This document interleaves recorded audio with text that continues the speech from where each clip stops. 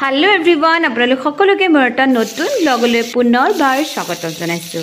আজি আহক আমি দুপৰীয়াৰ সাজত ৰান্ধো বাহৰ গাছ টেঙাৰ মাংস লগতে তিলৰ মাংস। সকলোৱেটো মাংস বনাবলৈ জানে, তথাপিতো মই এবাৰ কেনেকৈ বনালো আপোনালোকৰ আগত স্টেপ বাই স্টেপ যেনেকৈ দেখাইছো। যদি ভাল পাইছে তেতিয়াহলে আপোনালোকেও এনেকৈ বনাই এবাৰ চাব।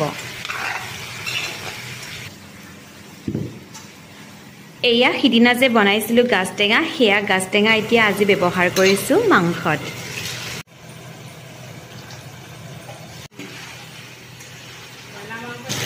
এফালে ইয়াত সব ধুনিয়াকে মছলা তেল দি এতিয়া এনেকে ঢাকন দি থৈ দিছো। ইয়াত বনাইছে তিলৰ মাংস।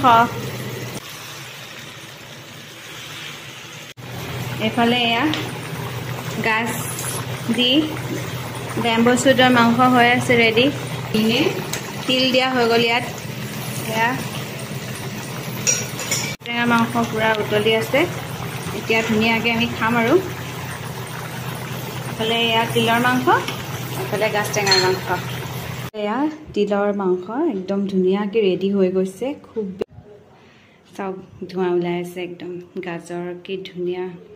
এতিয়া ভাতৰ থালিখন ৰেডি কৰি লৈছো। এয়া গাছ টেঙাৰ মাংস, এয়া তিলৰ মাংস আৰু এফালে দালি আৰু এয়া ভাত। আৰু খুব ধুনীয়াকৈ জুতি লগাই এসাঁজ দুপৰীয়া আহাৰ খালো। এক চাওক কি ধুনীয়া গাছ টেঙাৰ একদম ফ্লেভাৰ আহিছে। আশা কৰোঁ আপোনালোকে মোৰ ব্লগটো চাইও ভাল পালে আৰু এনেকৈ বনাই খাব এসাঁজ দুপৰীয়াৰ, খুব ভাল লাগিব। থেংকছ ফৰ ৱাচিং মাই চেনেল। বাই।